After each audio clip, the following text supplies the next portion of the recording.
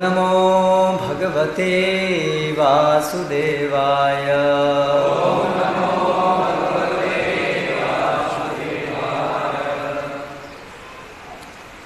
श्रीमद्भागवतम स्कंद 11 अध्याय 16 भगवान की विभूतियाँ, श्लोक क्रमांक 9।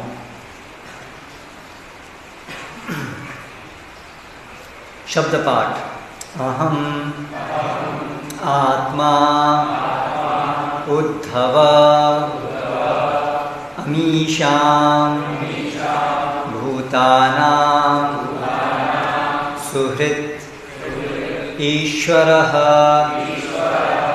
अहम सर्वाणि भूतानि तेषां स्थिति उद्धव अप्ययः अहमात्मोद्धवामीशां भूतानां सुहृदीश्वरः अहं सर्वाणि भूतानि तेषां स्थित भवाप्ययः। पाठ। अहम मैं आत्मा परमात्मा हूँ। उद्धव हे उद्धव अमीशां इन भूतानां जीवों के सुहृत् शुभचिंतक ईश्वरः परम नियंता अहम मैं सर्वाणि भूतानि सभी जीव तेषां उनकी स्थिति पालन उद्भव सृष्टि अप्ययः तथा संहार। अनुवाद एवं तात्पर्य श्रील प्रभुपाद जी के शिष्यों द्वारा। हे उद्धव, मैं समस्त जीवों का परमात्मा हूँ, अतएव मैं स्वाभाविक रूप से उनका हितेच्छु तथा परम नियंता हूँ। सारे जीवों का सृष्टा, पालक तथा संहर्ता होने से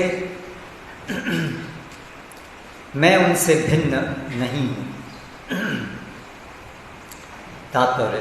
श्रील श्रीधर स्वामी यह इंगित करते हैं कि भगवान अपने ऐश्वर्यों के साथ निकट और दूर का संबंध रखते हैं। दूसरे शब्दों में भगवान सारे जीवों से भिन्न नहीं हैं, क्योंकि वे जीव उन्हीं से उत्पन्न हैं और उनसे ही संबद्ध हैं। भगवान ने भगवद गीता के 10वें अध्याय 10-20 में अर्जुन से ऐसी ही व्याख्या की थी, जिनके प्रारंभिक शब्द थे अहम आत्मा। यद्यपि भगवान अपने बाह्य या भौतिक ऐश्वर्यों का वर्णन करते हैं, किंतु भगवान का पद सदैव दिव्य तथा अभौतिक है। जिस तरह शरीर के भीतर चेतन आत्मा शरीर को जीवन प्रदान करता है, उसी तरह भगवान अपनी परम शक्ति से समस्त विश्व के ऐश्वर्यों को जीवन प्रदान करते हैं। ओम ज्ञानतिमिरान्धस्य ज्ञानञ्जनशलाकया चक्षुरुन्मीलितं येन तस्मै श्रीगुरवे नमः। श्रीचैतन्यमनोभीष्टं स्थापितं येन भूतले स्वयं रूप कदा मह्यं ददाति स्वपदान्तिकं। वन्देऽहं श्रीगुरोः श्रीयुतः पदकमलं श्रीगुरून् वैष्णवांश्च श्रीरूपं साग्रजातं सहगणरघुनाथान्वितं तं सजीवं साद्वैतं सावधूतं परिजनसहितं कृष्णचैतन्यदेवं श्रीराधाकृष्णपादान् सहगणललिता श्रीविशाखान्वितांश्च। जय श्री कृष्ण चैतन्य प्रभु नित्यानंद श्री अद्वैत गदाधर श्रीवासादि गौरभक्तवृंद। हरे कृष्णा कृष्ण कृष्ण हरे हरे, हरे राम राम राम हरे हरे। चर्चा कर रहे थे कि भगवान उद्धव जी को बताते हैं कि कैसे हमें अपने विवेक का उपयोग करके अपनी दुर्दैवी स्थिति को समझना चाहिए। अज्ञानतावश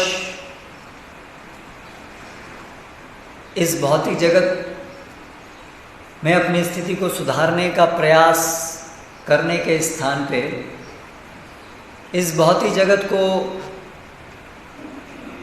दुखालयम अशाश्वतम जानकर इस जगत से निकलने का प्रयास करना चाहिए। लेकिन जगत से निकलने का प्रयास करने के लिए और बहुत कुछ चाहिए। केवल इस जगत को दुखालयम जानने से अपने आप उससे ये तर्क नहीं निकलता कि हम जगत से अपने को निकालने का प्रयास करें, क्योंकि निकल के जाएंगे कहाँ, ये पता होना चाहिए कि ऐसा कुछ है क्या जगत के अलावा भी। तो इसलिए ये प्रथम स्तर है, कम से कम अपनी दुर्दैवी स्थिति को समझना। उसके बाद क्या करना चाहिए, दुर्दैवी स्थिति को जानने के बाद क्या करना चाहिए। तो श्री चैतन्य महाप्रभु सनातन गोस्वामी को जब शिक्षा दिए तो उसमें एक दृष्टांत के द्वारा समझाते हैं कि हमें क्या करना चाहिए। जब हम अपनी विवेक बुद्धि से ये अनुभव कर रहे हैं, ये समझ रहे हैं कि भौतिक जगत में मेरी स्थिति बड़ी खराब है, मेरी नहीं सबकी, जो भी इस भौतिक जगत में है वो बहुत भयानक स्थिति में है। मृत्यु हमेशा उनके सिर पे मंडरा रही है। जितने भी हम प्रयास कर लें सुखी रहने के, वो सब व्यर्थ हो जाते हैं, बल्कि सुखी रहने के प्रयास खुद अपने आप में दुख के कारण बन जाते हैं।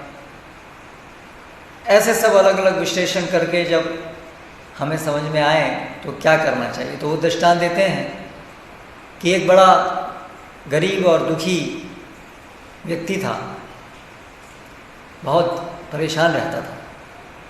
एक बार उसके घर में एक ज्योतिष सर्वज्ञ आया और उस दुखी गरीब व्यक्ति को देख करके उसने आश्चर्य व्यक्त किया, तुम इतने दुखी दिखते हो, लेकिन तुम्हें देख करके,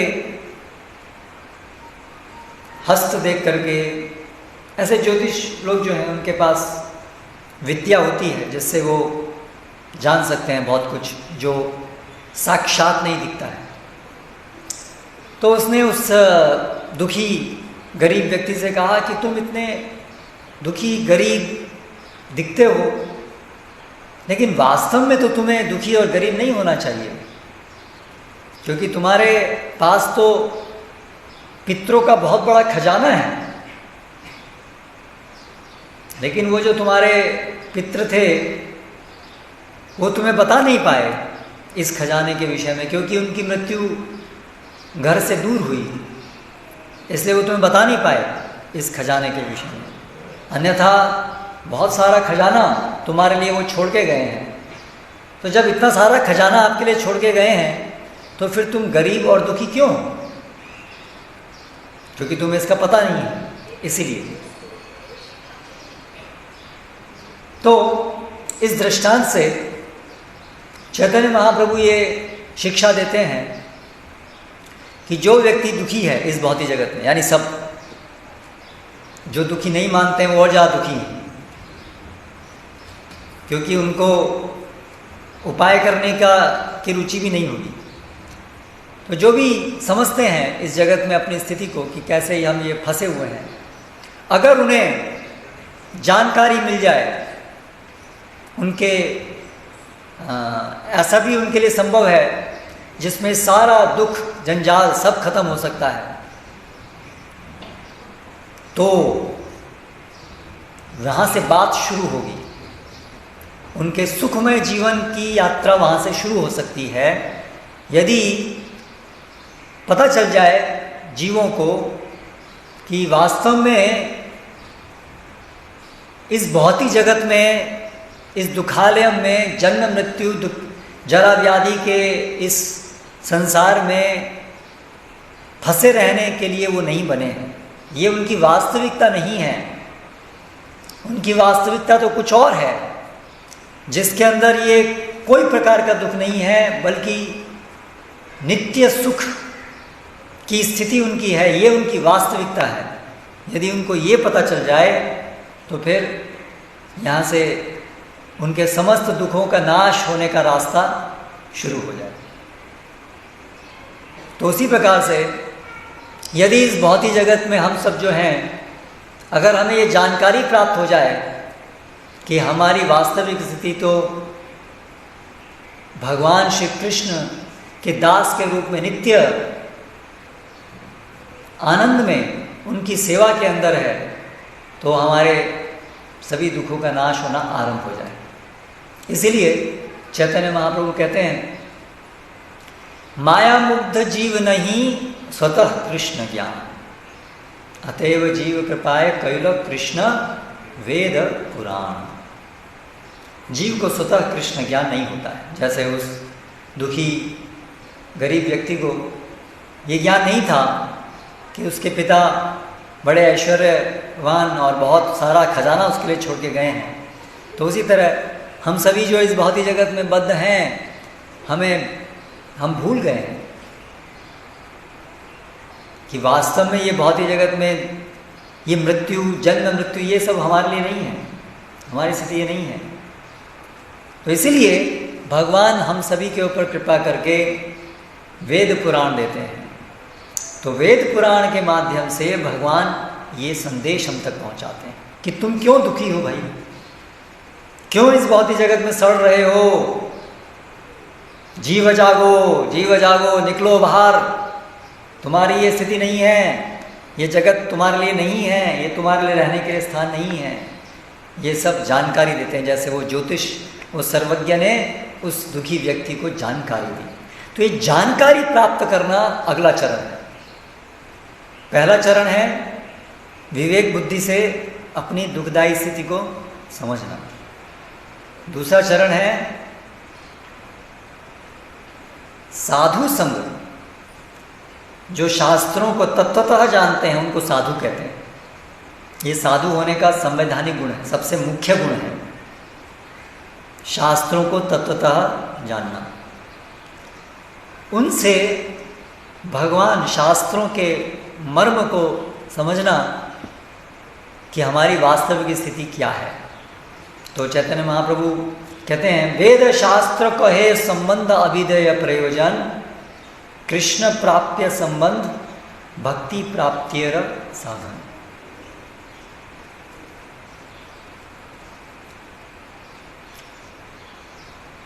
सभी वेद शास्त्र जो भी भगवान का संदेश है उसके 3 विभाग हैं, संबंध, अभिधेय और प्रयोजन। कृष्ण प्राप्य संबंध, कृष्ण क्या है? वो संबंध है जो हमें प्राप्त करना है। अभी हमारी स्थिति क्या है? हमारा कोई संबंधी नहीं है, ये हमारी वर्तमान स्थिति है। हम अनाथ हैं। इसलिए हमें अपने संबंधी को प्राप्त करना है जो है कृष्ण। तो कृष्ण प्राप्य संबंध, संबंध ज्ञान अर्थात हमारे वास्तविक संबंध का ज्ञान। इस भौतिक जगत के अंदर जिनको भी हम अपना संबंधी मान रहे हैं या जिन चीज़ों को हम अपना मान करके उनसे अपना संबंध मान रहे हैं, वो सब संबंध झूठे हैं, वो सब संबंध मिथ्या, अपनी गलत पहचान, अज्ञानता पे आधारित है। जैसे स्वप्न के अंदर हम अनेक चीज़ों से अपना संबंध स्थापित कर लेते हैं, अनेक लोगों से अपना संबंध स्थापित कर लेते हैं, लेकिन वो स्वप्न तक ही रहते हैं। जैसे ही स्वप्न खत्म होता है तो वो संबंध वहीं का वहीं समाप्त हो जाता है, क्योंकि वो वास्तविक संबंध नहीं था। तो उसी प्रकार वर्तमान समय में हमारा भी इस भौतिक जगत में हमारे बहुत सारे संबंध हम बनाते हैं। हमारा जन्म होता है, जन्म होने के बाद हम एक जननी के साथ सबसे पहला हमारा संबंध बनाते हैं। जनक जननी के साथ हम अपना संबंध बनाते हैं। क्या है वो, मतलब हमें तो ऐसा लगता है ये है, उसमें बनाने ऐसी कोई बात नहीं आती है, वो इतना अधिक स्वाभाविक हमें लगता है कि उस समय बनाने की जरूरत नहीं पड़ती है, क्योंकि जन्म होता है, जननी जनक हमें पालते हैं, तो उनसे हमारा संबंध तो जैसे स्वाभाविक ही होता है। फिर उसके बाद स्वजन, अन्य बंधु बांधव, भाई बहन, अलग अलग ऐसे लोगों से संबंध हमारे बनते हैं। और जैसे कि भक्तिनाथ ठाकुर गाते हैं, स्नेह ते भूली लो, उनके स्नेह में हम भूल जाते हैं। ये संसार लागी लो भालो, ये संसार बड़ा अच्छा लगने लगता है हमको। इस प्रकार खेलते कूदते हम लोग कुछ बड़े होते हैं, क्रमे क्रमे धीरे धीरे, और फिर अलग अलग संबंध, विद्यालय में विद्या अर्जन के लिए जाते हैं, उस विद्या के द्वारा धन उपार्जन करते हैं, घर बसाते हैं, फिर शादी, पत्नी, और फिर दूसरा चक्र। हम एक किसी के पुत्र थे या पुत्री थे, और अभी हमारे पुत्र पुत्री होते हैं, दूसरी पीढ़ी शुरू हो जाती है। और ऐसे करके हमारा जीवन आगे बढ़ता जाता है। हमें बड़ी आशा रहती है कि ये मेरे संबंधी हैं। लेकिन भागवतम में इनको असत सैन्य भी कहा गया है, झूठे संबंधी हैं, झूठे सैनिक हैं। हमें इन पे भरोसा होता है, ये मुझे इस संसार में सभी विपदाओं से बचाएंगे, लेकिन ये झूठे सैनिक हैं, ये हमें नहीं बचा पाते, क्योंकि इनके पास शक्ति नहीं है बचाने की। अगर कोई वायुयान क्रैश हो रहा है तो उसमें कौन किसकी मदद करेगा? सब तो खुद ही बड़े लाचार हैं, एक लाचार दूसरे की क्या मदद करेगा? तो उसी प्रकार से हमारे सभी संबंधी, बंधु बांधव, हमारा धन संपत्ति, ये सब हमें कुछ नहीं बचा पाते हैं हमारे इस जगत के मिलने वाले कष्टों से। इसलिए वो दुखालय में ही रहने वाला है। इन सब तरीकों से हमें नहीं बचाया जा सकता। फिर विशेष रूप से वर्तमान समय में अभी प्रचलन है कि हम धीरे धीरे जीवित व्यक्तियों से संबंध की जगह ज़्यादा निर्जीव चीज़ों से संबंध बनाते हैं, क्योंकि वर्तमान समय में अधिक से अधिक लोग लोभी और स्वार्थी होते जाते हैं। इसलिए जो संबंध है बड़े कटु हो जाते हैं। जहाँ पर स्वार्थ बहुत अधिक हो जाता है तो वहाँ पर फिर वो संबंध मधुर नहीं रहते हैं। वास्तव में संबंध झूठे ही हैं भौतिक जगत के, लेकिन फिर भी जो भी उसमें एक भ्रामक सुख होता है वो भी नहीं रहता है। इसीलिए फिर पहले तो लोग मनुष्यों की जगह जानवरों से संबंध बनाते हैं। ये पहला इवोल्यूशन होता है, ठीक है। इसलिए कुत्ते पालना शुरू करते हैं और अलग अलग पक्षियों को रखना, और ये सब बहुत सारे ऐसे रखते हैं केवल इसलिए कि उनको अकेलापन अनुभव होता है। लोग कुत्ता और ये सब पालते हैं कि उनको बड़ा अकेला लगता है ना, क्योंकि बाकी जो भी उनके संबंधी होते हैं वो बड़े उनको स्वार्थी लगते हैं, और ये कुत्ता कम से कम ऐसा है जो वफादार रहता है। तो इसलिए फिर वो घर में ऐसे यहाँ से प्रारंभ करते हैं, कुत्ता पालते हैं। और फिर अभी आगे आगे फिर धीरे धीरे गैजेट्स के साथ अपना संबंध है ना। तो my phone, iPhone, my car, my I, ये सारे गैजेट्स के साथ अपना संबंध स्थापित करते हैं। आईपॉड है ना, देख रहे हैं, तो धीरे धीरे सब आई माई कल्चर सब जगह, तो उससे अपना संबंध स्थापित करते हैं। ये है मेरा, बाकी सब बेकार है, बाकी सब झूठे हैं। ये मेरा आईफोन, यही मैं, यही सबसे मेरे काम आएगा, यही मेरा वास्तव में है। लेकिन ये सब संबंध वास्तव में हमारे संबंध नहीं है। तो संबंध ज्ञान, शास्त्र हमें सर्वप्रथम दिखाते हैं वास्तव में हमारा संबंध किससे है, हमारा वास्तविक संबंधी कौन है। शास्त्र हमें प्रथम बार दिखाते हैं, साधुओं के माध्यम से हमें शास्त्र, इसको बोलते हैं संबंध ज्ञान। ये हमारी प्रगति में, वास्तविक प्रगति में, आध्यात्मिक प्रगति में दूसरा चरण है, शास्त्रों के द्वारा संबंध ज्ञान को जानना। कृष्ण माधुर्य सेवानंद प्राप्तिर कारण, कृष्ण सेवा करे यार कृष्ण रसास्वादन।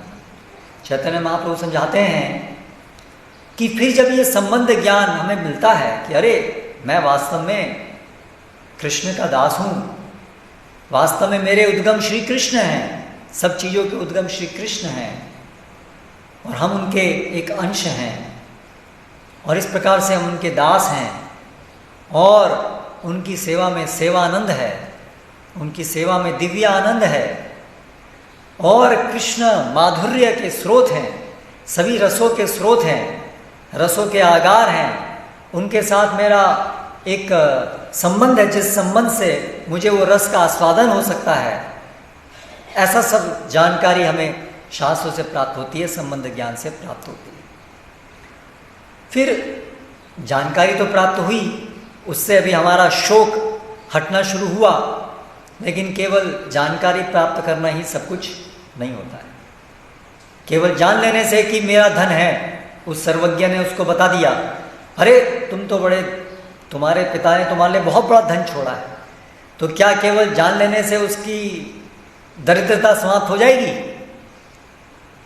नहीं होगी, उसको वो धन प्राप्त करना होगा, है ना। तो उसी प्रकार से संबंध ज्ञान तो समझ में आ गया कि कृष्ण है हमारे संबंधी, लेकिन इसके आगे अभी कृष्ण के साथ उस संबंध को प्राप्त करना होगा, है ना। उस संबंध को उजागर करना होगा, केवल जानकारी से काम नहीं चलेगा।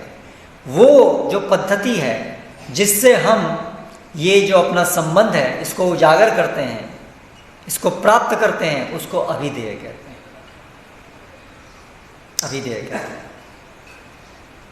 प्राप्तिर साधन, जिससे वो संबंध को प्राप्त किया जा सकता है, कृष्ण को प्राप्त किया जा सकता है, उसको अभिधेय कहते हैं। तो शास्त्रों में ये दूसरा विभाग है जिसकी व्याख्या है।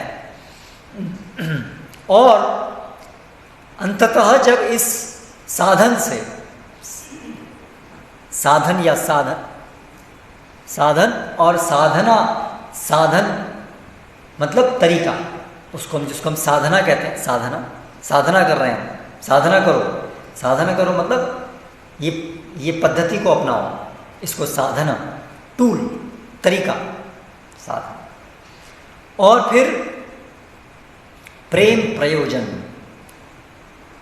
उससे जो हमें भगवान कृष्ण जो हमारे संबंधी हैं उनसे हमें फिर प्रेम अंततः प्राप्त हो, वो हमारा अंतिम प्रयोजन है।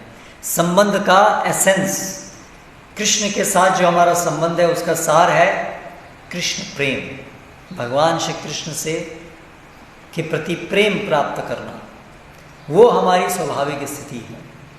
तो इस प्रकार से ये तीनों चीज शास्त्रों में दी है, संबंध, अभिधेय और प्रयोजन। इन तीनों के विषय में हमें शास्त्रों से जानना चाहिए और जान करके फिर अभिधेय में अपने को लगाना चाहिए, पद्धति में लगाना चाहिए, और उस लगाने से हमें प्राप्त होगा कृष्ण प्रेम।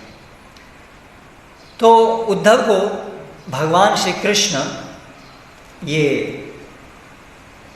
सभी चीज बताते हैं, संबंध ज्ञान, अभिधेय और प्रयोजन।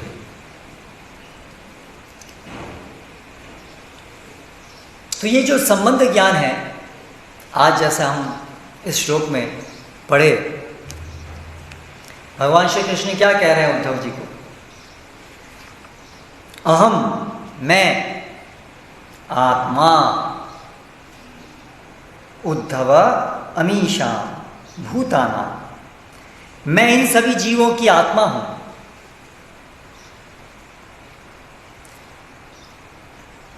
भगवान स्वयं अपने मुख से उस संबंध को हमें बता रहे हैं। जैसे एक माँ बच्चे को बताती है, बेटे मैं तेरी माँ हूँ, बार बार उसको बताती है, सिखाती है, माँ ये पिता।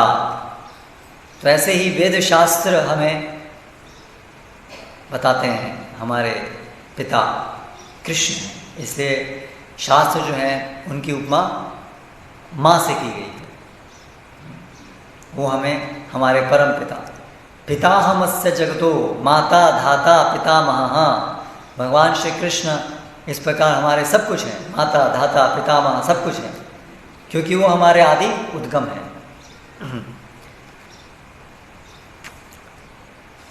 तो मैं आत्मा हूँ, यहाँ पर आत्मा का मतलब परमात्मा, जो हमारे सबके हृदय के अंदर बैठे हैं भगवान। तो कृष्ण कहते हैं सभी जीवों के अंदर बैठा मैं आत्मा हूँ। सर्वयोनिषु कौन्तेय अहम बीज प्रदपिता, भगवद गीता में भी यही शिक्षा। आप देखिए सभी शास्त्रों में वही शिक्षा है, सभी में एक ही शिक्षा है। अतः मैं सभी का स्वेच्छु हूँ सुहृद। भगवद गीता में भगवान बताते हैं कि वो हमें सबके सुहृद हैं। किस श्लोक में बताते हैं? बोलिए। भोक्तारम यज्ञ तपसाम सर्वलोक महेश्वरम सुहृदम सर्वभूतानां ज्ञात्वा माम शांतिम पृच्छति। सुहृद है। हम अपने सुहृद को नहीं जानते हैं, हम बहुत लोगों में अपने सुहृद को ढूंढ रहे हैं, लेकिन धोखा खाते हैं, क्योंकि वो सुहृद नहीं है, और जो वास्तविक सुहृद हैं उनको नहीं जानते हैं। इसलिए ये हमारे जीवन का लक्ष्य होना चाहिए, अपने सुहृद को पहचानना। अहम सर्वाणि भूतानि तेषां स्थिति स्थित भव अप्ययः, मैं उनका, सभी जीवों का उद्भव, सृष्टि करने वाला, उनका पालन करने वाला और संहार, जीवों का संहार। आत्माओं का संहार नहीं होता, लेकिन जो आत्माओं के जो शरीर हैं उनका संहार होता है। जीव जब हम कहते हैं तो सामान्यतया हम कहते हैं आत्मा और वो शरीर को मिला करके वो जीव, अलग अलग प्रकार की योनियां हैं, जीव राशियां हैं। तो हमारा दूसरा चरण है कि शास्त्रों से हमको ये संबंध ज्ञान प्राप्त करना चाहिए। संबंध ज्ञान में क्या क्या विषय हमें जानना चाहिए, क्या क्या विषयों के विषय में श्रद्धा प्राप्त करनी चाहिए। सबसे पहला विषय है सभी के उद्गम कौन, सभी के आधार कौन। संबंध ज्ञान में ये सबसे पहला विषय है जो हमें जानना चाहिए। अपनी विवेक बुद्धि से मनुष्य ये समझ सकता है कि कोई ना कोई व्यक्ति इस समस्त जगत का उद्गम स्थान होना चाहिए, पर वो कौन है वो हमें शास्त्रों से समझ में आता है। तो भगवान भगवद गीता में भी कहते हैं अहम सर्वस्य प्रभव मत्त सर्वम प्रवर्तते, मैं सभी चीज़ों का आदि उद्गम। तो अभी इसको लेकर के बहुत सारी भ्रांत धारणाएं हैं। आदि उद्गम कौन, उसको भगवान कहते हैं। भगवान कौन, बहुत सारी भ्रांत धारणाएं। तो हमें इन सभी भ्रांत धारणाओं से परे वास्तविक तथ्य को जानना चाहिए, समझना चाहिए। केवल सुनना ही नहीं है, बल्कि उसको अच्छे से सभी भ्रांत धारणाओं से परे होकर के तत्वतः जानना चाहिए, एज इट इज, यथारूप। इसीलिए भगवद गीता में, भागवतम में बार बार बार बार बार इस चीज को बताया गया। भागवतम में चतुश्लोकी भागवतम के अंदर भगवान ब्रह्मा जी को बताते हैं समस्त संसार का उद्गम स्थान कृष्ण है, विष्णु। भगवद गीता में भगवान बताते हैं, उद्धव जी को बताते हैं, समस्त पुराणों में बताते हैं चैतन्य महाप्रभु कहते हैं मुख्य गौण वृत्ति किंबा अन्वय व्यतिरेक वेदेर प्रतिज्ञा केवल कहे कृष्ण के। वेद पुराण सभी जगह एक मत में कृष्ण को ही बताया गया है, वो उद्गम स्थान। भागवतम में प्रथम श्लोक में क्या कहा गया है? जन्मादि यस्य यतः, जिससे, यतः जिससे जन्म आदि होता है, सबका जन्म पालन संहार जिससे होता है वो। ओम नमो भगवते वासुदेवाय। उन भगवान कृष्ण को मैं प्रणाम करता हूँ, उनका ध्यान करता हूँ जो सबके आदि उद्गम हैं। ऐसा बड़े स्पष्ट शब्दों में शास्त्रों में ये बताया गया। तो कभी कभी ऐसा तर्क प्रस्तुत किया जाता है कि अलग अलग पुराणों में तो अलग अलग लोगों को भगवान बताया गया है। कहीं पर देवी को भगवान परम बताया गया है, शक्ति को परम बताया गया है, कहीं पर शिव जी को परम बताया गया है, कहीं ब्रह्मा जी को परम बताया गया है, कहीं पर विष्णु को परम बताया गया है। तो क्या ऐसा नहीं है कि शास्त्रों में एक वाक्य नहीं है, अलग अलग वाक्य हैं, अलग अलग लोगों को बताया गया है, और फिर लोग उसके आगे एक और तर्क लगाते हैं, इसीलिए जो भगवान आपको अच्छे लगे वो भगवान आप चुन लो। प्रचलित मत है, यतो मत ततो पत। जो अच्छा भगवान आपको लगे, आपको जिनसे अच्छा लगे, आपका जिनसे काम हो जाए। इसलिए हम कई बार ऐसी बातें सुनते हैं, भाई हम तो इनकी पूजा करते हैं, हमारे दुख जो हैं पता नहीं क्या हो रहा है, जा ही नहीं रहे हैं। तो फिर कोई लोग हमें बताते हैं आप ऐसा करो, आप इन भगवान जी के पास जाओ, हम उनके पास जाते हैं, हमारे सब दुख दूर हो जाते हैं। इसलिए आप चेंज करो, भगवान चेंज करो। जैसे मॉडल चेंज करते हैं ना मोबाइल पे, ऐसे लोग कहते हैं आप अपना भगवान चेंज करो। तो ये सब कहाँ से आ रहा है? क्योंकि ऐसी भ्रांत धारणा है। एक तो है कि भाई अपने मन में आपको बनाना है, किसी को भी बना सकते हैं आप। इसलिए बहुत सारे तो शास्त्रों से परे भी लोग भगवान बनाते हैं, जिनका शास्त्रों में वर्णन ही नहीं है ना। मनुष्यों को पावरफुल, किसी योगी को भगवान बनाते हैं, जिनके पास कोई योग सिद्धि होती है उनको भगवान बनाते हैं। ऐसे बहुत सारी चीज़ चलती हैं संसार में। लेकिन यदि हम अपना वास्तविक ही चाहते हैं तो हमें ऐसे सब भ्रांत धारणाओं से तत्वतः क्या है, वास्तविकता क्या है, उसको समझना होगा। तो शास्त्र उसका माध्यम है। लेकिन शास्त्रों में भी कई बार ऐसा लगता है कि शास्त्रों में भी तो अलग अलग लोगों के बारे में कहा गया है, तो हम कैसे शास्त्र जानें? तो शास्त्रों को समझने का तरीका है। उस सही तरीके से जो लोग जानते हैं वो लोग भ्रमित नहीं होते हैं, है ना। जैसे चैतन्य महाप्रभु कहते हैं मुख्य गौण वृत्ति, शास्त्रों में मुख्य गौण वृत्ति से हम एक ही बात शास्त्रों में कही है कि कृष्ण भगवान है। लेकिन जो तत्वतः नहीं जानते हैं वो भ्रमित होते हैं। तो पुराणों में क्यों ऐसा है कि अलग अलग पुराणों में ऐसा प्रतीत होता है कि अलग अलग जगह पर अलग अलग लोगों को भगवान बताया गया है, महानतम बताया गया है। कहीं पर हम देखते हैं, पुराणों में हम देखते हैं तो कृष्ण जो है वो शिव जी की आराधना कर रहे हैं, पूजा कर रहे हैं, है ना। हम रामायण में देख रहे हैं कि राम भगवान जो हैं वो शिवलिंग, शिव जी की उपासना कर रहे हैं रामेश्वरम में। ऐसा दोनों जगह मिलता है, शास्त्रों में मिलता है, शिव जी को परम बताया गया है। तो पद्म पुराण में एक श्लोक है जिसमें इसका निवारण हुआ है, और भी बहुत सारे श्लोकों में इसका निवारण हुआ है कि क्यों पुराणों में अलग अलग पर्सनैलिटीज़ को भगवान बताया गया। तो चैतन्य चैतामृत में चैतन्य महाप्रभु उसको उद्धृत करते हैं। व्यामोहाय चराचरस्य जगतस्तेते पुराणानागमास्तां तामेव हि देवतां परमीकां जल्पन्तु कल्पावधि सिद्धान्ते पुनरेक एव भगवान विष्णुः समस्तागम व्यापारेषु विवेचन व्यतिकरम नीतेषु निश्चीयते। कि भले ही पुराणों में अलग अलग देवताओं को परम बताया गया है, बहुत बहुत समय से बताया गया है, हमेशा से शास्त्रों में ऐसे वचन हैं। किस लिए? व्यामोहाय चराचरस्य जगतस्, मोहित करने के लिए। लोगों को मोहित करने के लिए। तो क्यों लोगों को मोहित करने के लिए?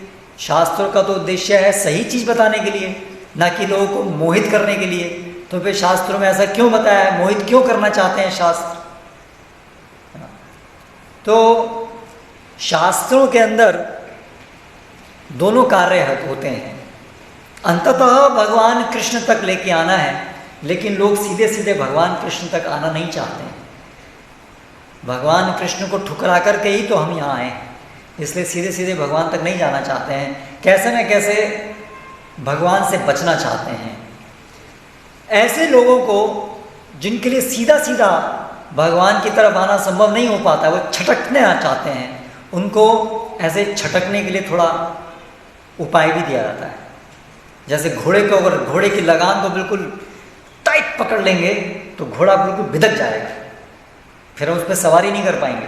तो उसी प्रकार से जो लोग सीधे सीधे भगवान की शरण में नहीं आना चाहते हैं, छटकना चाहते हैं, बचना चाहते हैं, उनको शास्त्र थोड़ा अवसर प्रदान करता है छटकने का, है ना। तो जो लोग इस भौतिक जगत में शास्त्र को तो मानते हैं, लेकिन शास्त्र के माध्यम से भोग विलास करना चाहते हैं, है ना, उनके लिए भगवान ऐसे देवताओं की उपासना का मार्ग देते हैं, जिनके द्वारा उनकी भौतिक इच्छाएं की पूर्ति हो जाए, कम से कम उन देवी देवताओं में उनकी श्रद्धा बन जाए, जिससे कि शास्त्रों के प्रति उनकी श्रद्धा बन जाए, है ना।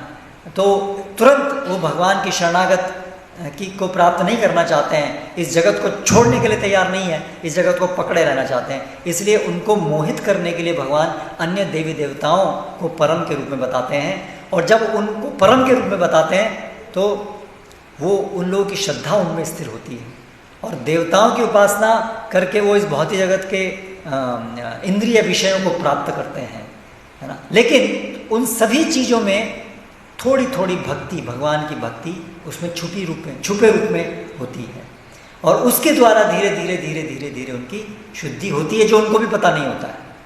जैसे एक माता एक छोटे से बालक को अगर कड़वी दवाई देनी है, अगर कड़वी दवाई सीधे सीधे दे देगी तो बच्चा थूक देगा, खाएगा ही नहीं, तो उसका इलाज कैसे होगा? तो इसलिए माँ जो है उसको लड्डू में, किसी शहद में वो दवाई मिक्स करके डाल करके वो देती है, बोलती है बेटे ये लो शहद खाओ। बच्चा बोलता हाँ शहद, लेकिन उसके अंदर दवाई छुपी है, उसको नहीं पता है, माता को पता है। तो उसी प्रकार से शास्त्रों में भगवान इस प्रकार से छुप करके देते हैं।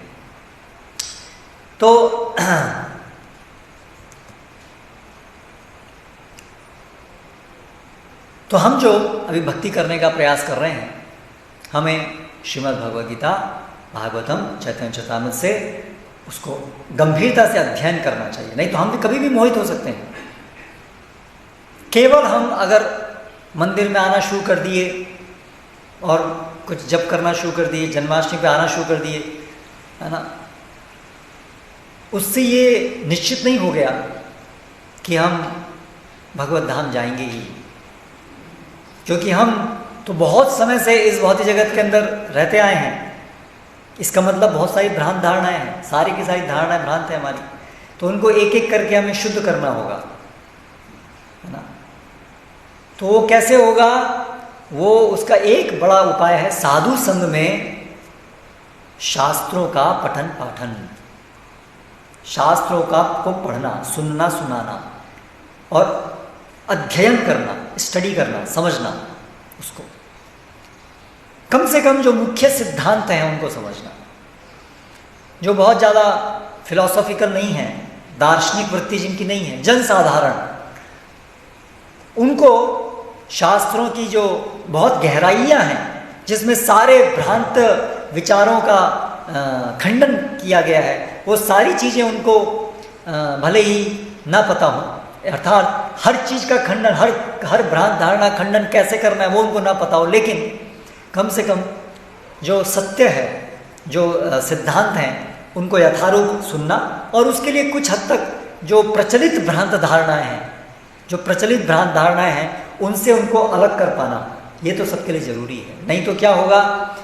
भ्रांत धारणाएं तो सुनते रहेंगे हम, क्योंकि संसार में तो प्रचलित हैं, तो हमारे कानों में ऐसी भ्रांत धारणा आएगी या हमारा संपर्क ऐसे व्यक्ति से हो जाएगा जिसके अंदर ऐसी भ्रांत धारणा होगी, तो हम भी भ्रमित हो सकते हैं उनको सुन करके, अपने पद से भ्रष्ट हो सकते हैं, तो इसलिए ये उपाय है। इसलिए उद्धव जी ने पूछा कि बताइए, और उद्धव जी को भगवान उद्धव गीता के माध्यम से ये सिद्धांत बताएं। तो पहला चीज क्या बता रहे हैं कि सभी चीज़ों के उद्गम कौन है? भगवान श्री कृष्ण। इसमें हमें बिल्कुल भी संशय नहीं होना चाहिए।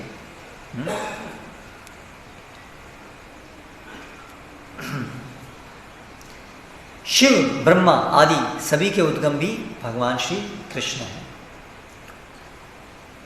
ये ब्रह्म ज्योति क्या है? ये परमात्मा क्या है? ये भी सब भगवान के ही अंश हैं। यस्य प्रभा प्रभवतो जगदंड कोटि कोटिश्वशेष वसुधाति विभूति भिन्नम तद ब्रह्म निष्कलम अशेष भूतम गोविंदमादि पुरुषम तमहम भजामि। ब्रह्म संहिता बहुत सुंदर सुंदर श्लोकों के माध्यम से सारे ऐसे तथ्यों को वहाँ स्थापित किया गया है। गणेश, देवी, शिवजी, विष्णु, इन सब का संबंध गोविंद से क्या है, ये सब ब्रह्म संहिता में स्थापित किया गया है। तो ब्रह्म संहिता को पढ़ना चाहिए। प्रकाशित है ना ब्रह्म संहिता? कितने भक्तों ने पढ़ी है ब्रह्म संहिता? ठीक है, अभी भी बहुत लोगों ने नहीं पढ़ी है, तो ब्रह्म संहिता भी पढ़िए, उसमें बहुत तात्विक ज्ञान है। थोड़ा सा समझने में कठिनाई हो सकती है। भक्तिनाथ सरस्वती महाराज की कमेंट्री है वो, उसमें तो आप कभी ले सकते हैं। लिया ब्रह्म संहिता का वो भी एक ले सकते हैं, पूरा एक सेमिनार ब्रह्म संहिता। तो वदन्ति तत्तत्त्वविदस्तत्त्वज्ञानमद्वयम् ब्रह्मेति परमात्मेति भगवानिति शब्दते। ये परम सत्ता जो सभी के आदि उद्गम हैं, उनके 3 स्तर पे उनकी अभिव्यक्ति होती है, ब्रह्म, परमात्मा और भगवान। तो एक बहुत बड़ी भ्रांत धारणा है, अंततः परम सत्य निराकार है। हमारे पास में द्वारका धाम है, द्वारकाधीश, लेकिन मायावाद का प्रचार इतना है कि ऐसा देखने में आता है कि द्वारकाधीश के कभी पुजारीगण भी इस मायावाद से भ्रमित होते हैं।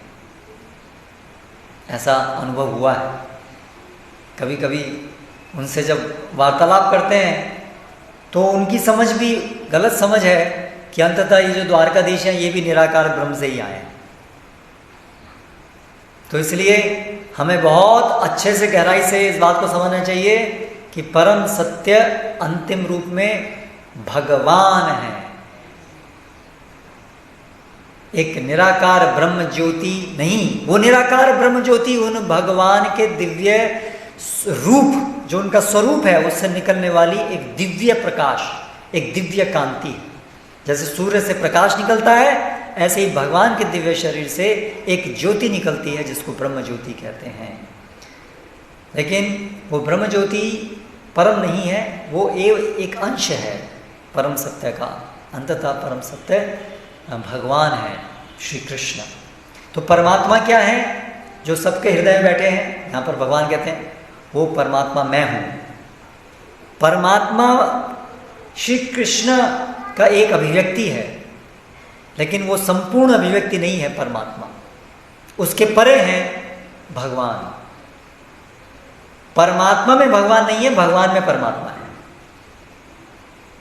भगवान के अंदर ब्रह्म ज्योति है, ब्रह्म ज्योति के अंदर भगवान नहीं है। क्योंकि ब्रह्म ज्योति और परमात्मा उनका एक अभिव्यक्ति है, एक आंशिक अभिव्यक्ति है।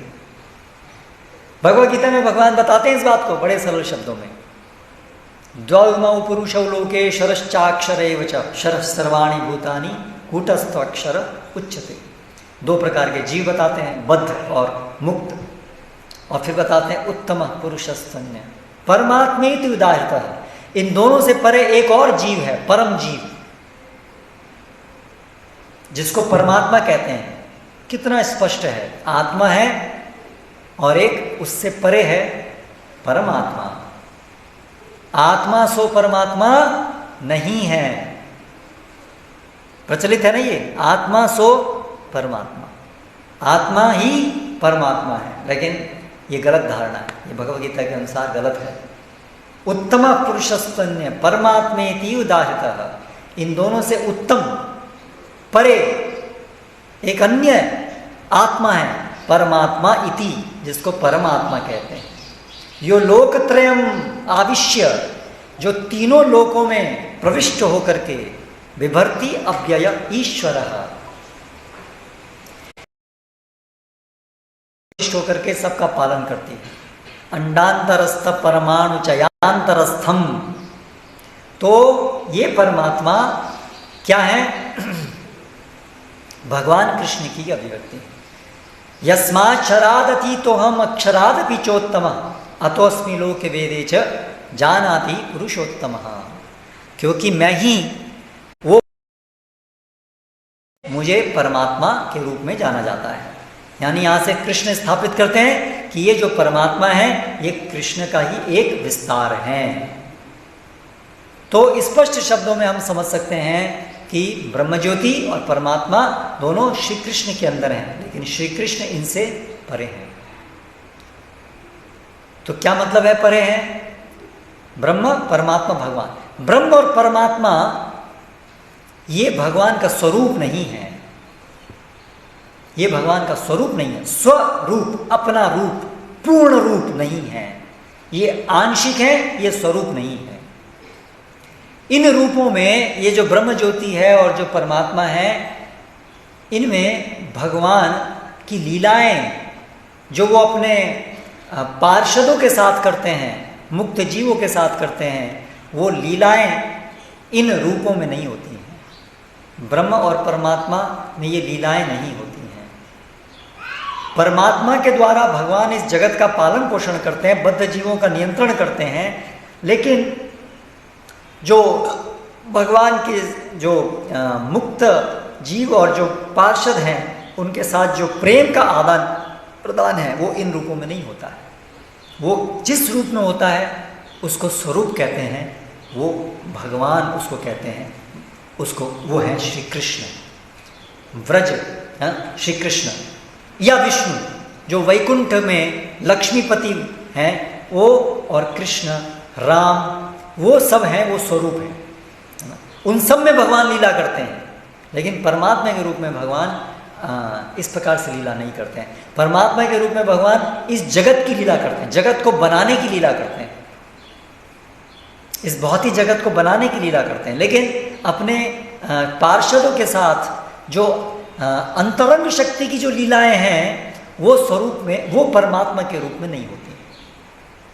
बहिरंग शक्ति के द्वारा जो लीलाएं वो परमात्मा के रूप में होती हैं, इसलिए वो भगवान का स्वरूप नहीं है। भगवान का स्वरूप है जिसमें भगवान अंतरंग शक्ति, अपनी स्वयं की शक्ति, अंतरंग शक्ति, सर्वश्रेष्ठ जो सभी शक्तियों का मूल है, उस शक्ति में जो भगवान लीलाएं करते हैं, क्रियाएं करते हैं, उसको स्वरूप कहते हैं, वो श्री कृष्ण। अभी ये जो स्वरूप है इसके भी दो प्रकार हैं, एक ऐश्वर्यवान रूप और एक माधुर्य रूप।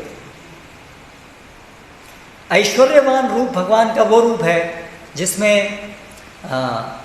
भगवान ऐसा संबंध स्थापित करते हैं जिसमें जो उनके जो जीव हैं वो भगवान की भगवत्ता के रूप में जो ऐश्वर्य है उसका उनको प्राथमिक रूप से बोध रहता है कि ये विष्णु जगत सृष्टा है, जगत पालक है, ऐसा बोध रहता है ना, इसको ऐश्वर्य रूप कहते हैं।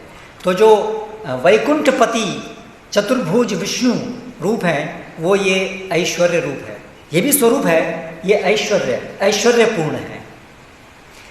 इस ऐश्वर्यपूर्ण रूप में भगवान के साथ जो जीवों का संबंध होता है वो केवल दास्य रूप में ही होता है। हम भगवान के दास हैं, इस रूप में ही केवल हमारा संबंध होता है। अंतरंग घनिष्ठ संबंध, घनिष्ठ मित्र के रूप में या भगवान हमारे पुत्र हैं इस रूप में या प्रेमी है इस रूप में नहीं होता है। क्योंकि जब ऐश्वर्य का बोध होता है तो ये घनिष्ठता नहीं चलती वहाँ।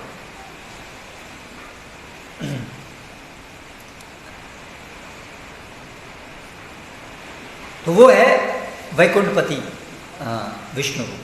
इसके भी परे जो गोलोक में, व्रजधाम में जो भगवान का स्वरूप है, वो सभी रसों का में शिरोमणि रूप है, क्योंकि उसमें भगवान सभी प्रकार के संबंधों के अंदर रहते हैं। इसलिए वो स्वरूप उनका सर्वोत्तम है। तो ये चीज़ संबंध ज्ञान में सबसे पहले समझने की है कि भगवान का रूप है, और वो रूपों में शिरोमणि रूप है व्रज रूप, भगवान श्री कृष्ण का रूप। फिर उसके बाद हमें ये समझना चाहिए, उद्धव जी को भगवान और अर्जुन को बताते हैं कि कैसे भगवान शक्तिमान है। भगवान की अनेक शक्तियाँ हैं, जिन शक्तियों के माध्यम से भगवान अपने इच्छाओं को पूर्ण करते हैं। तो 3 प्रकार की मुख्य शक्तियां हैं, संवित, संधिनी, आह्लादिनी। और ये 3 प्रकार की शक्तियां 3 प्रकार के स्तर पर कार्य करती हैं। आध्यात्मिक जगत में, जीवों के स्तर पे, और इस भौतिक जगत के स्तर पे। संधिनी शक्ति, ये सब संक्षिप्त में वर्णन अभी हम सुन रहे हैं, बाकी इसका बहुत विस्तार है जो हमें चैतन्य चरितामृत से, श्रीमद् भागवतम से प्राप्त होगा। संधिनी शक्ति वो है जिसके द्वारा भगवान अपनी इच्छा से आध्यात्मिक जगत में जो चिन्मय वस्तुएं हैं उनको स्थापित करते हैं। इस भौतिक जगत के अंदर जड़ शक्ति के द्वारा चीज़ों को स्थापित करते हैं, वस्तुओं को स्थापित करते हैं। तो वो शक्ति वो संधिनी शक्ति कहलाती है। तो आध्यात्मिक जगत, चिंतामणि धाम होता है जिस शक्ति के द्वारा, वो संधिनी है ना। फिर संवित शक्ति भगवान की वो शक्ति है जिसके द्वारा भगवान अलग अलग संबंधों का आस्वादन करते हैं सभी जीवों के साथ। शुद्ध जीवों के साथ में शुद्ध रस का आस्वादन करते हैं, और इस भौतिक जगत में जड़ रस प्रदान करते हैं। तो ये संवित शक्ति है। और आह्लादिनी शक्ति जिसके द्वारा भगवान प्रेम आस्वादन करते हैं, वो भगवान की आह्लादिनी शक्ति है, जो श्रीमती राधा रानी है। लेकिन भगवान शक्तिमान है, शक्ति ही सब कुछ नहीं है, शक्ति और शक्तिमान दोनों मिलाकर के सब कुछ है। फिर हम भी भगवान की एक शक्ति हैं, ये चीज़ समझना। हम भी भगवान के अंश हैं, लेकिन वो अंश शक्ति के रूप में। परमात्मा भी भगवान के अंश हैं, लेकिन वो शक्तिमान के रूप में। तो अंश भी अलग अलग प्रकार के होते हैं, शक्तियों के रूप में भी होते हैं, और शक्तिमान का विस्तार भी होते हैं, और शक्तियों के विस्तार भी होते हैं। तो हम जो है शक्तियों के विस्तार हैं, हम तटस्थ शक्ति हैं। तो भगवान के अंतरंग शक्ति, बहिरंगा और तटस्थ शक्ति, अलग अलग प्रकार से कैटेगराइजेशन है। तो ये चीज़ समझना कि हम भगवान की शक्ति हैं। जीवेर स्वरूप है कृष्णेर नित्यदास, कृष्णेर तटस्थ शक्ति, भेद अभेद प्रकाश। और ये जो हम तटस्थ शक्ति हैं,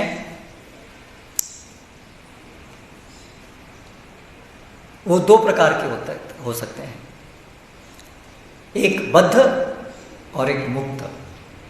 वर्तमान में हम बद्ध अवस्था में हैं, और जब हम साधन भजन करके या भगवान की कृपा प्राप्त करके जब हम मुक्त अवस्था को प्राप्त करते हैं, तीनों गुणों से इस भौतिक माया से मुक्त हो जाते हैं, तब वो हमारी मुक्त अवस्था कहलाती है। तो इस प्रकार वो नित्य मुक्त जीव कहलाते हैं। और वर्तमान में हम उनको नित्यबद्ध कहते हैं, जो चिरकाल से बद्ध हैं उसको नित्यबद्ध कहते हैं। तो उस प्रकार जीवों के दो प्रकार हैं। और ये जो भौतिक जगत है ये भगवान की बहिरंगा शक्ति की अभिव्यक्ति है, जिसका निर्माण जो जीव भगवान को भूल करके भोग करना चाहते हैं, भगवान बनना चाहते हैं, उनको ये कारागार में डालने के लिए भौतिक जगत बनाया जाता है। ये कारागार है बद्ध जीवों के लिए।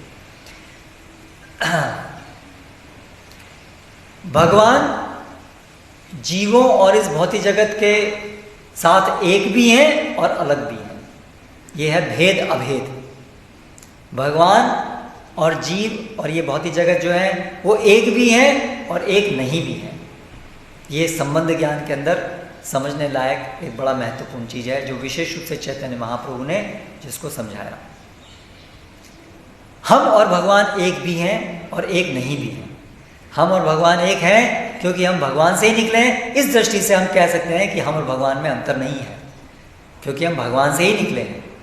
जैसे बादल और सूर्य एक तरीके से एक ही हैं, क्योंकि बादल सूर्य से ही निकलते हैं, सूर्य से ही के ही कारण बादल बनते हैं। या जैसे सूर्य का प्रकाश और सूर्य, क्योंकि सूर्य का प्रकाश सूर्य से निकलता है, इसलिए सूरज का प्रकाश सूरज ही है एक तरीके से। लेकिन दूसरे तरीके से अलग भी है। सूरज का प्रकाश में संपूर्णता नहीं है जो सूरज में है, तो इस प्रकार से अलग भी है। तो ये तथ्य को ना जानने से एक बहुत भ्रांत धारणा होती है कि जीव को ही लोग भगवान मानते हैं।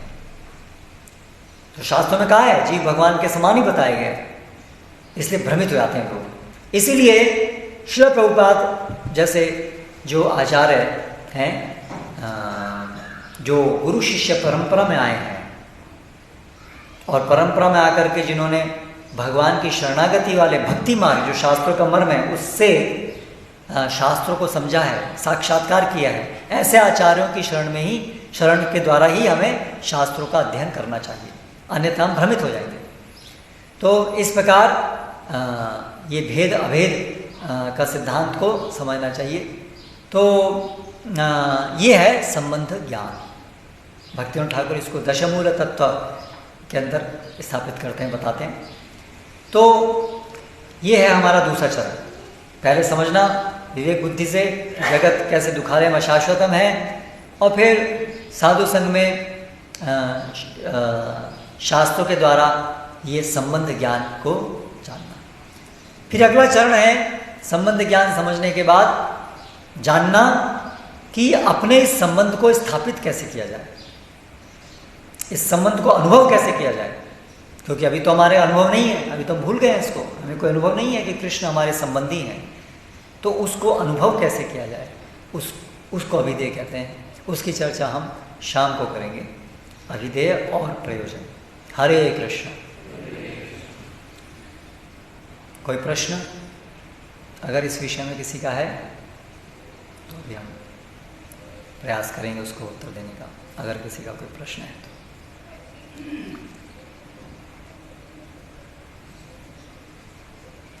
जीव आपने बताया आपने, जब आत्मा और शरीर एक होता है उसको जीव संज्ञा मिलती है।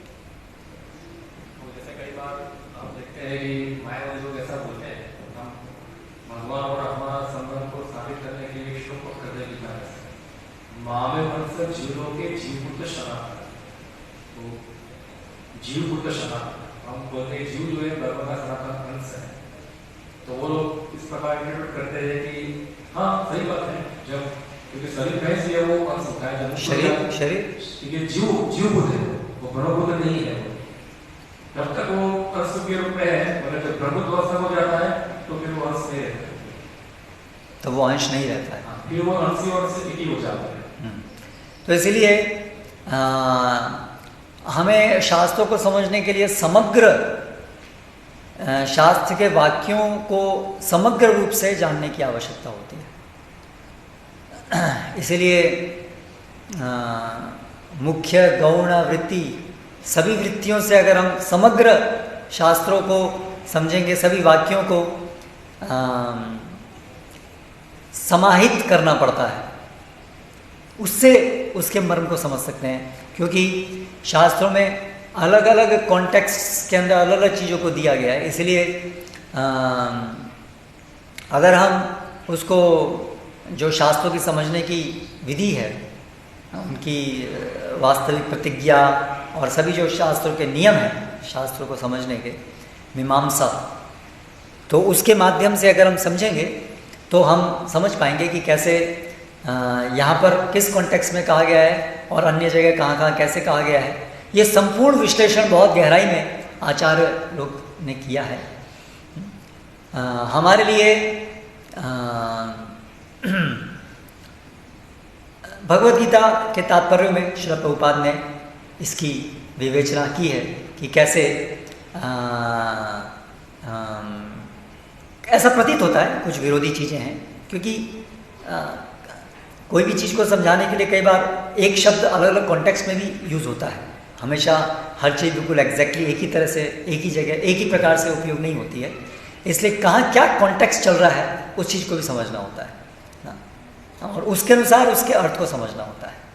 तो उस प्रकार से यदि हम समस्त शास्त्रों को उस प्रकार से उसका अध्ययन करेंगे तो हम देखेंगे कि आत्मा जो है वो कभी भी भगवान से हर रूप में एक नहीं होती है, क्योंकि ऐसे बड़े स्पष्ट वचन हैं कि जो मुक्त आत्मा है वो भगवान को देखती है, भगवान से बात करती है।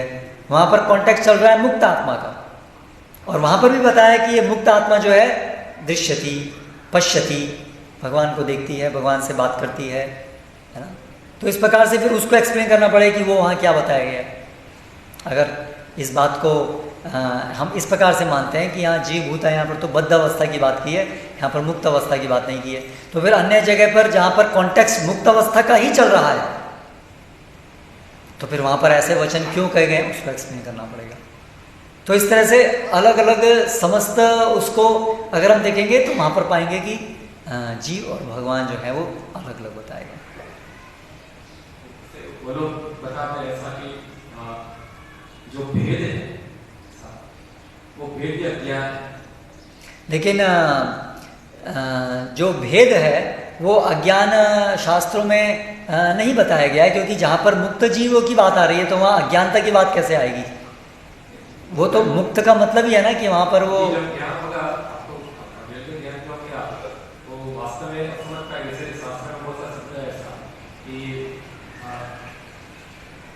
एक ईश्वर है, हम जैसे हम बाबा का भी आता है ऐसा बहुत सारे शब्द हैं। तो इसलिए वो श्लोक है जलपंतु चैतन्य चैताम भागवतम के अंदर है कि जहाँ जहाँ पर भी एक आत्मीय बताया गया है, जीव और भगवान एक बताया गया है, तो ऐसे वचन है स्पष्ट जहाँ पर जीव को बताया गया है कि वो ईश्वर है, वो परम है, ऐसा बताया गया है। लेकिन वहीं पर साथ साथ उसी के आसपास में हम देखेंगे तो जीव को ईश्वर के अधीन भी बताया गया है। तो इसीलिए वो जहाँ जहाँ पर जीव को ईश्वर बताया गया है वहाँ पर ये स्थापित करने के लिए बताया गया है कि जीव इस भौतिक तत्वों से परे है, इस प्रकार से वो ईश्वर है। उसकी पृथकता इस भौतिक तत्वों से अलग करने के लिए उसकी परम स्थिति को बताया गया है। जैसे कोई हमारा अस्तित्व है, भगवान का अस्तित्व है, जैसे श्रुति बताती है एको ब्रह्म विद्युत नास्ति, तो एक ही ब्रह्म अस्तित्व में है और कुछ इसके अलावा कुछ भी नहीं है। तो क्योंकि जीव जो है वो ब्रह्म है, तो जीव जो है वो ब्रह्म से अलग नहीं है। जैसे हम कह सकते हैं सूर्य ही सब कुछ है। अगर आप एनालाइज करेंगे साइंटिफिकली तो बादल, जल, सब कुछ जो है सूर्य से अभिन्न है, क्योंकि सूर्य से आया है। लेकिन अलग भी है क्योंकि बादल जो है सूरज को ढक देते हैं हमारे लिए, जबकि सूरज का काम है प्रकाश करना, बादल का काम है उसको ढकना।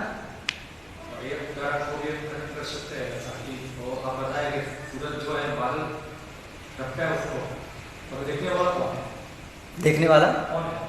हाँ देखने वाला कोई है नहीं, बेटी की चीज है, देखने वाला कौन है? हाँ, लेकिन यहाँ पर तो देखने वाला है ना।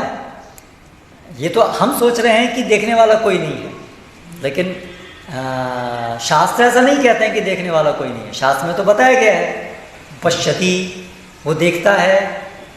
एक ही चीज है, दृष्टा भी एक है, दृश्य भी एक ही है। हाँ, तो दृष्टा एक है और एक नहीं भी है, क्योंकि ऐसे वचन भी तो हैं जहाँ पर अलग अलग बताया गया है।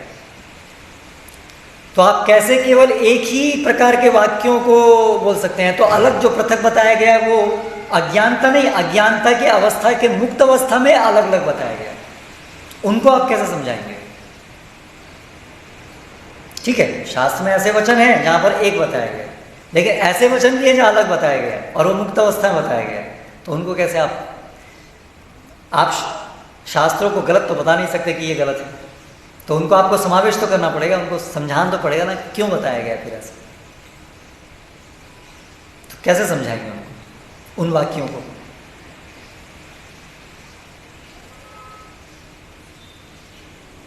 मुझे पता है ऐसा, तो वो लोग इस प्रकार इंटरप्रेट करते हैं कि ये तो जो है तीन गुणों के अंदर की बात हो रही है। नहीं, तीन गुणों के अतीत, तीन गुणों में साधना बताई और तीन गुणों में अतीत होकर के जो मुक्त जीव है वो, क्योंकि वो अवस्था जो हम बात करते हैं कि जब मुक्त अवस्था में भगवान से बात करता है, तो भक्ति की जो बात है, ठीक है, वो अवस्था है आपको पूर्ण ज्ञान प्राप्त करने के लिए। नहीं, वो मुक्त अवस्था की बात है। ब्रह्मभूत प्रसन्नात्मा, यहाँ पर ही भगवान बताते हैं। अब उसका हम तोड़ मरोड़ करके सब उल्टा सीधा करने की कोशिश करें तो वो कर सकते हैं, लेकिन उसका सीधा सीधा जो अर्थ निकल रहा है, ऐसे बहुत सारे श्लोक हैं जिसमें एक एक करके वर्णन है। इस प्रकार से तीनों गुणों से जा करके जीव मुक्त अवस्था को प्राप्त होता है। मुक्त अवस्था में पश्यति, देखता है।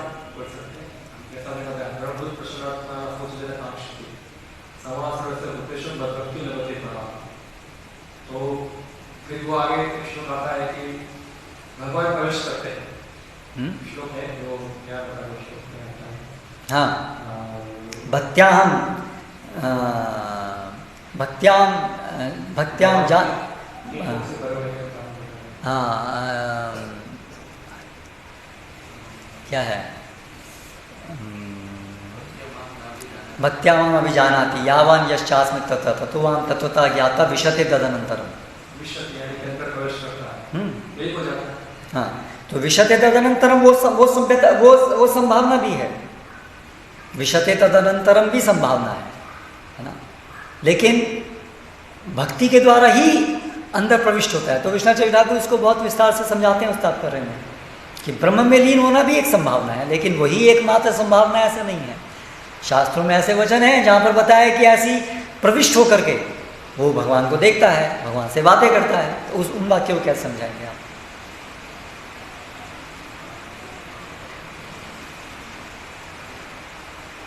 तो ये सब तो बहुत नई बातें नहीं हैं। ये तो शास्त्रों में, शास्त्रों के ऊपर शंकराचार्य आए और उन्होंने ये एक आत्म, शंकराचार्य से पहले भी है ना, मुख्य रूप से दत्तात्रेय और अष्टवक्र, उन लोगों ने शास्त्रों का ये प्रकार से विश्लेषण किया और फिर शंकराचार्य ने उसी चीज़ को पकड़ करके उसका इस प्रकार से विश्लेषण। लेकिन उससे पहले ही वेद व्यास जी है ना, जो खुद वेद व्यास हैं, उन्होंने श्रीमद् भागवतम की रचना के द्वारा, वेदांत के द्वारा ये पूरा स्थापित किया है।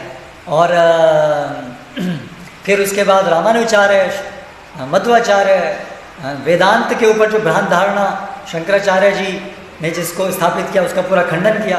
तो ये विषय ऐसा नहीं है कि कहीं कहीं छुपे छुपे ऐसा है, इसकी तो पूरे वैदिक संस्कृति के अंदर खुलेआम चर्चा हुई है, खुलेआम कई कई हमेशा से रही है ये चर्चा, है ना। तो ये ऐसा नहीं है अरे ऐसा भी है क्या, ऐसा नहीं है, खुलेआम है, ऐसे लोग हैं जो ऐसा करते हैं, उसका खंडन हुआ है ना। तो इस तरह से ये विषय जो हमें, अगर हम इसमें गहराई में जाना चाहते हैं तो जा सकते हैं, वेदांत को अध्ययन करें, गहराई समझें और ये सब तक समझें। अभी वर्तमान समय में ऐसी स्थिति है कि ज़्यादा चीज़ को ज़्यादा कॉम्प्लिकेट कर दिया, ज़्यादा जटिल हो गया है ऐसी चीज़। ये जो पूरा माया फिलॉसफी है इतना जटिल हो, इससे वो जग रहा है, लग रहा है, थोड़ा स्वयं हो रहा है, जग रहा है धीरे धीरे और अलग अलग रूप में गिराता है। तो हम देखते हैं कि वो एक प्रकार से नया मोर्चा मिल जाता है, तो वो हमेशा रहेगा। माया जो है कभी सोती नहीं है, माया कभी से सोती है, वो तो अपने अलग अलग रूप, अलग अलग प्रकार से अलग अलग वाद आते रहते हैं। ये सब वाद कोई नए नहीं है, लेकिन अलग अलग समय प्रोमिनेंट होते रहते हैं। कभी एक वाद बढ़ करके निकलता है, उसको शमित करते हैं तो दूसरा निकल के आता है, जैसे रावण के 10 सिर की तरह से एक एक सिर आता रहता है, ऐसा है, वो आता रहेगा। हमेशा आता रहेगा, इस भौतिक जगत के अंदर वो चलता रहेगा काम। इसलिए भक्तों को भी वो काटते रहना है उसको, और चलता रहेगा। और लोग जो हैं, हम जो है अपनी श्रद्धा के अनुसार, हमारी जो कितनी सुकृति है उसके अनुसार हम अलग अलग ग्रेविटेट होंगे। जिनके हृदय के अंदर कृष्ण के प्रति द्वेष ईर्ष्या है, वो लोग जब ऐसी चीज़ को सुनेंगे, हाँ हाँ हम भगवान ही हैं, भगवान अंततः कोई नहीं है, हमें हाँ ये बात ज़्यादा सही लग रही है, चलो इससे चलो। तो वो अंततः हमारी परीक्षा है कि हम अंततः भगवान के प्रति सेवा करने के लिए उत्सुक थोड़े से भी हैं या नहीं हैं। अगर भगवान के प्रति ईर्ष्या द्वेष होगी तो हमें ये वाली बात अच्छे लगेंगे और हम इसकी तरफ आकृष्ट होंगे। इसलिए वो इसलिए क्या, एक ब्रह्मांड भ्रमित कौन भाग्यवान जी। इसलिए वो फिर हमारा भाग्य और दुर्भाग्य के ऊपर है, क्या हमारी भक्तियोन्मुखी सुकृति कुछ है या नहीं है, उसके ऊपर निर्भर करेगा कि हम कहाँ ग्रेविटेट होंगे। लेकिन ये हमेशा चलता रहेगा, ये अलग अलग प्रकार के वाद रहेंगे और जीव अलग अलग इसको ग्रेविटेट होंगे जाएंगे।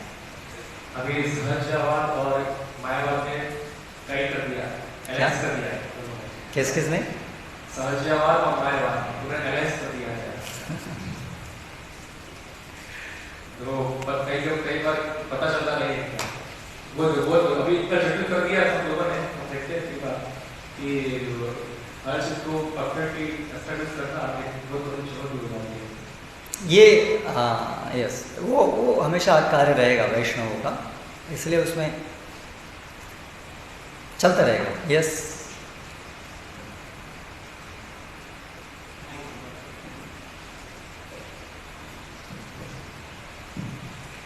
हरे कृष्ण प्रभु।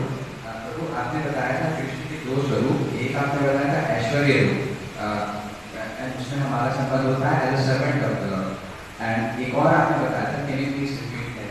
माधुर्य। माधुर्य। माधुर्य अर्थात वो रूप जिसमें भगवान और अन्य रसों का आस्वादन भी करते हैं, अन्य संबंध भी स्थापित करते हैं। वात्सल्य, माधुर्य, सख्य, वो रूप, यानी कि वो रूप है जो व्रजधाम में होता है पूर्ण रूप से। और अयोध्या द्वारका के अंदर जो भगवान का रूप है वो दोनों के बीच का है, वैकुंठ और गोलोक। वहाँ पर भगवान का ऐश्वर्य भी है, वहाँ जानते हैं द्वारकाधीश भगवान है। एट द सेम टाइम वहाँ पर कुछ भगवान की रानियाँ हैं और कुछ वहाँ पर जैसे वात्सल्य भी है वहाँ पर, तो कुछ अंतर बीच की स्थिति है। और वैकुंठ के अंदर प्रिडोमिनेंटली वो दास्य भाव वहाँ प्रिडोमिनेंट है। लक्ष्मी जी हैं केवल, उनके साथ ही केवल उनका माधुर्य है, बाकी सभी जीव वो केवल दास्य भाव में है। माधुर्य रूप में we can treat him as our friend or our lover or we are his lover. हाँ, माधुर्य का अर्थ ही वो है जिसमें भगवान से अंतरंग घनिष्ठ संबंध होता है, सख्य या पुत्र वात्सल्य भाव ये होता है। लेकिन वो इतना ऐसा सरल नहीं है कि बस हमारे वो मानने की बात है, ऐसा नहीं है। वो सभी भावों में मूल है दासत्व। इसलिए पहले तो दासत्व, हम जो अपने को भगवान सोचें, पहले उस भ्रांत धारणा से बाहर निकल करके हम भगवान के दास हैं, पहले उस धारणा को, उस समझ को, उसको पहले अंगीकार करना होगा। और उसके बाद ये स्वरूप सिद्धि की अवस्था है, ये साधना करके जब स्वरूप सिद्ध अवस्था होती है तब जा करके ये अलग अलग भाव की बात आती है। लेकिन सभी का जो कॉमन प्लेटफॉर्म है, हम दास हैं, पहले उसको उसमें स्थापित होना होता है। दास भाव भी डेवलप होके प्रेम। हाँ, दास जो है प्रेम का एसेंस है। प्रेम जो है उसमें दास की पराकाष्ठा है। वैसे सर्वप्रथम तो हम दास हैं, दासत्व तो पहले उसको प्रैक्टिस करना है, उसको समझना है। हम भोक्ता नहीं है, हम श्री कृष्ण दास हैं। हरे श्रील प्रभुपाद की जय।